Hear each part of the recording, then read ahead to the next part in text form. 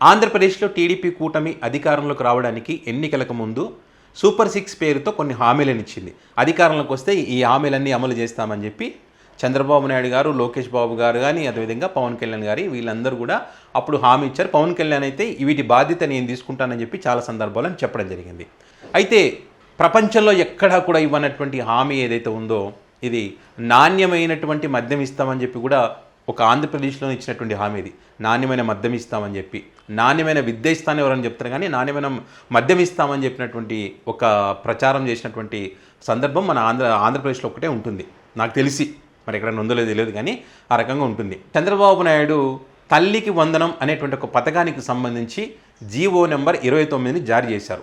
So ఈ GO number 29 సంబంధించి చూస్తే కనుక ఏ రకంగా ఉందంటే, ఈ జీవో నెంబర్ 29 తల్లికి వందనం ఒక్కరికి మాత్రమే ఉంటుంది కానీ తండ్రికి ఇంధనం మాత్రం లెక్క లేదు, ఎంతైనా ఇస్తామనే విధంగా ఈ జీవో ఉంది. ఈ జీవోలో ఏమని ఉందంటే ఆధార్ కార్డు తప్పనిసరి చేశారు, 7 గుర్తింపు కార్డులు కూడా ఉండాలి. ఈ 7 గుర్తింపు కార్డులు అంటే బ్యాంకు పాస్ పుస్తకం అవ్వచ్చు, లేదా గుర్తింపు ఓటర్ కార్డు అయి ఉండొచ్చు, పాన్ కార్డు, ఇట్లా ఏమన్నా ఒకటి 7 గుర్తింపు కార్డులు మనం రెగ్యులర్గా వాడేటువంటి కార్డులు ఉంటాయి కదా, ఈ వీటికి సంబంధించి.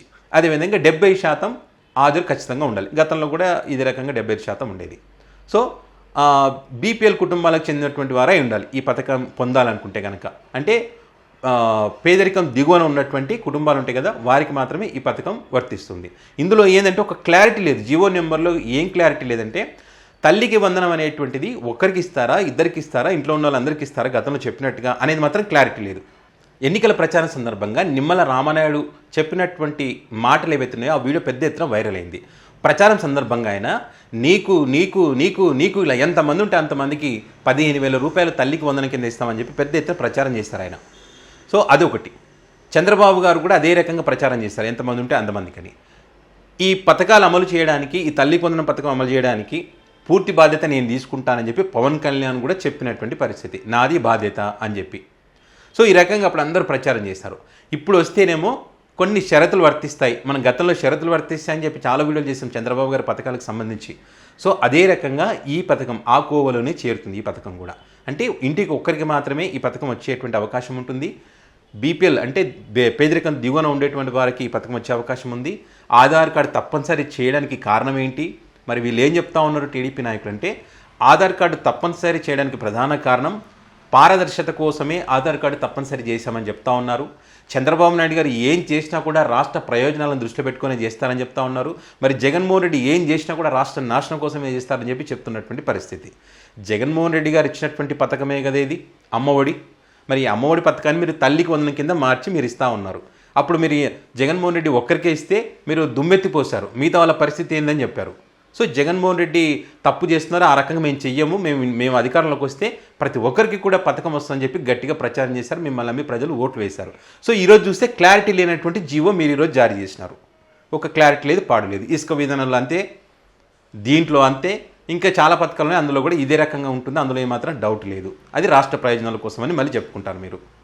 సో మరి దీనికి బాధ్యత వహిస్తానన్నటువంటి పవన్ కళ్యాణ్ గారు మరి దీనికి సంబంధించి మాట్లాడాల్సినట్టు అవసరం. ఖచ్చితంగా మేము ఎన్నికలకు ముందు ఏదైతే చెప్పామో, ఇంట్లో ఎంతమంది ఉంటే అంతమందికి అని చెప్పామో అందరికీ కూడా ఈ పథకం ఇస్తామని చెప్పి చెప్తే ప్రజలకు ఒక క్లారిటీ వచ్చేటువంటి అవకాశం ఉంది. ఇలా నాలాంటి వాళ్ళు మాట్లాడడానికి నోరు కూడా ఉండదు. కాబట్టి అది చెప్పాల్సినటువంటి అవసరం ఉంది.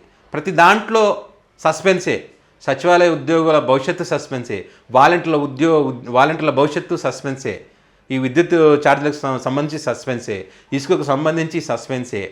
ఒక క్లారిటీ లేకుండా చేస్తున్నామంటే సరిపోదు. ఒక క్లారిటీ, మీరు ఏ ఎన్నికలకు ముందు ఏం చెప్పారు, ఇప్పుడు ఏం చేస్తున్నారు, అది చేస్తున్నామా లేదనేటువంటి కుండ బద్దలు కొట్టినట్టు ఉండాలి. యువతలో మాట్లాడకుండా ఉండేటట్టు ఉండాలి. మళ్ళీ ఏదైనా మాట్లాడితే వ్యతిరేకిస్తున్నారని చెప్పి వాళ్ళని పేటీఎం బ్యాచ్లు అని చెప్పి రకరకాల పేర్లు పెట్టి దూషించి బూతులు పెట్టి ఇలా రకరకాలుగా మాట్లాడుతుంటారు. సో దీనికైతే క్లారిటీ వాళ్ళ తల్లికి వందనం సంబంధించి. ఇప్పుడు వీళ్ళు ఏంటంటే అదే తల్లికి వందనం ఒక్కరికి మాత్రమే, తండ్రికి ఇంధనం మాత్రం లెక్కలేదు, నాణ్యమైనటువంటి మద్యాన్ని మాత్రం ఇస్తాము, నాణ్యమైనటువంటి విద్య మాకు ముఖ్యం కాదు, నాణ్యమైనటువంటి మద్యము ముఖ్యం, వాటి ధరలు కానీ వాటిని ఎక్కువ మందికి అమ్మకం సేల్ చేసే విధంగా మేము ప్రయత్నం చేస్తాం. కానీ దీనికి మాత్రం ఆధార్ తప్పనిసరి ఉంటుంది, మద్యానికి మాత్రం ఆధార్ తప్పనిసరి ఉండదు. ఆధార్ కార్డు లేదు, నిబంధనలు లేవు, ఏ జీవో జారీ ఉండదు, ఏది లేకుండా వాళ్ళకి ఎంతైనా సరే మేము మద్యం ఇస్తామని చెప్పి దా విషయంలో అలా, విద్యా విషయంలో ఇలా. ఇది పరిస్థితి. తల్లికి వందనం, తండ్రికి ఇంధనం, ఇది పరిస్థితి. ఇంకా ఎన్ని పథకాలకు కోత ఉంటుందో భవిష్యత్తులో తేలుతుంది.